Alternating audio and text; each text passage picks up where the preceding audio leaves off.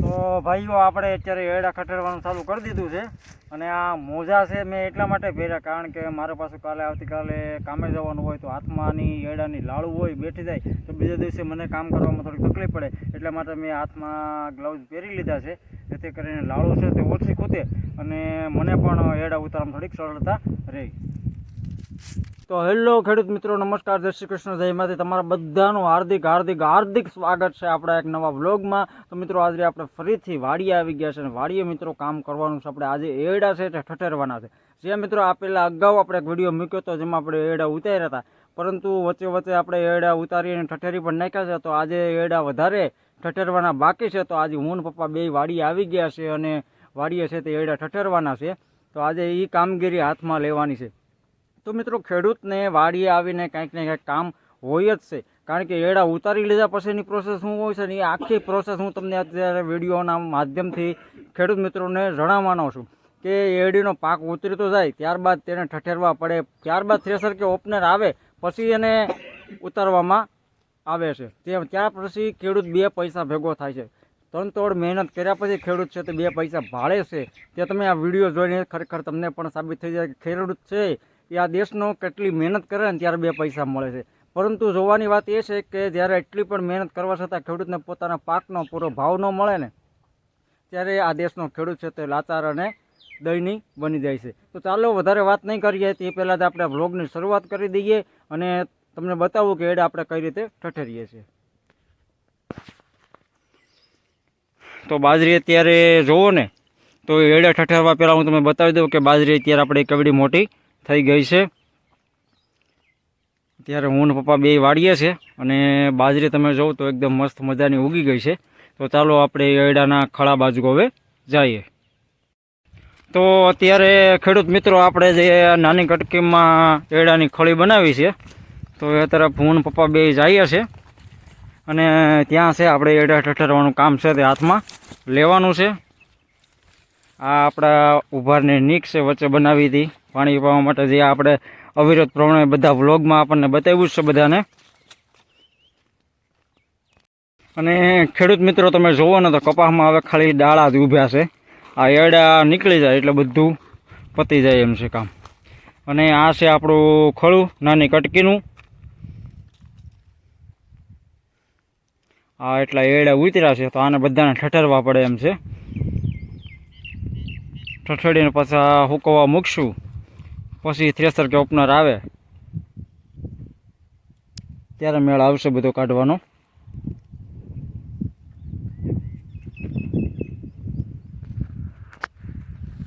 તો ખેડૂત મિત્રો અત્યારે આપણે એડાના ખળામાં આવી ગયા છે અને તડકો પણ પુષ્કળ પ્રમાણમાં છે. અત્યારે ઉનાળાની શરૂઆત થઈ ગઈ છે અને લૂ પણ ગજબની પડે છે. તો સવારના અત્યારે વાગી ગયા છે 9:30, પણ અત્યારમાંથી તડકો ફૂલ છે.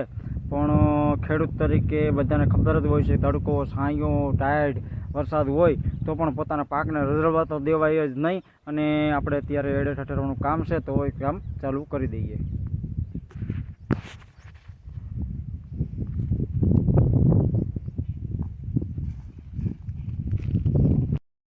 તો એડા ઠઠેરવાનું કામ ચાલુ કરી દીધું એમને પપ્પા? હા, ચાલુ કર્યું ભાઈ. આ એરડામાં કપ્પામાં તો પૂરું થઈ ગયું. હવે આ એરડામાં જો છે થોડાક આ ટેરીએ ને કાઢીએ અને તને તો ભાવે છે એ નહીં. 1100 રૂપિયા કે ને 1150 કે ને. હા બરાબર. એટલે એરડાનો ભાવ પણ અત્યારે છે નહીં ભાઈ, કારણ કે લૂંટે 700 ગ્રામ તો કટ લે. અત્યારે એરડામાં મિત્રો કાંઈ એટલે કાંઈ છે નહીં. જોકે આ વખતે આપણે બિયારણે નબળું અને પાક પણ નબળો અને ઉતારો પણ નબળો ઉતર્યો છે. કારણ કે કપાસમાં તો આ વર્ષ નબળું હતું જ, કારણ કે કપાસમાં તો કાંઈ હતું નહીં. કપાસમાં આ વખતે નુકસાની ગઈ ને, નુકસાની કપાસમાં પણ નુકસાની. બધા પાકમાં જોવા જાય તો ખેડૂત મિત્રોને આ વખતે એમ થયું ભાઈ, વરસાદ નડી ગયો ને, વહેલા વરસાદ બહુ નડી ગયો. બરાબર. વરસાદ ન હોત ને ભાઈ, હા, તો કપામાં ખેડૂતને વળત. વરસાદ વધુ પડતો વરસાદ પણ ખેતીને નુકસાન પહોંચાડે અને ઓછો હોય તો પણ ખેડૂતને નુકસાન પહોંચાડે. એટલે બધી બાજુથી જોવા જાય ને તો ખેડૂતને નુકસાની જ જોવા મળે છે.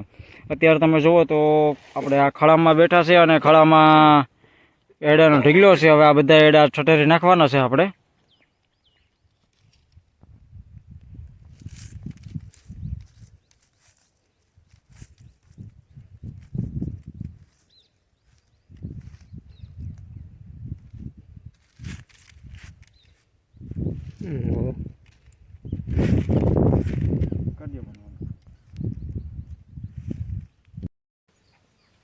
તો અત્યારે ખેડૂત મિત્રો આપણો ચા બને છે. ઘણા ટાઈમથી આપણે ચાને વ્લોગમાં કાંઈ બતાવતા ન હતા, પરંતુ આજે ટાઈમ મળ્યો છે તો ચાનો ટાઈમ છે તો ચા પીવાનો છે અને ચા બનાવીએ છીએ આપણે. અને વાડીએ ચા પીવાની કંઈક અલગ જ મજા હોય છે. બધા ચા પીવા માટે અત્યારે આવી ગયા છે.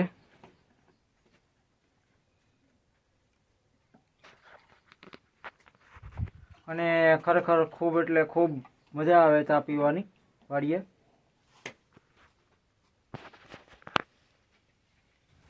તો આ છે એરડાના પાન. જી હા મિત્રો, અત્યારે તડકો પુષ્કળ પડે છે અને લૂ પણ છે અને બપોરના લગભગ 11 વાગી ગયા છે અને એરડા ઠઠરવાનું કામકાજ છે તે ચાલુ છે. પરંતુ લૂનું પ્રમાણ બહુ વધતું જાય છે, માટે આપણે એરડાના પાન લેવા છે અને માથે મૂક્યા છે. એરડાનો ફાયદો ખૂબ એટલે ખૂબ અક્ષરી ઇલાજ છે. જી હા મિત્રો, જેને સતત માથું દુખતું હોય ને એને એરડાના પાનને માથે બાંધવાથી માથામાં ઘણી રાહત થાય છે. અને આનો ફાયદો ખેડૂત મિત્રો બધાને ખબર જ હશે. તો એરડાના પાન માત્ર માથે બાંધી અને આજે આપણે એરડા ઠઠરવાનું કામ છે તે ચાલુ જ રાખવાનું છે.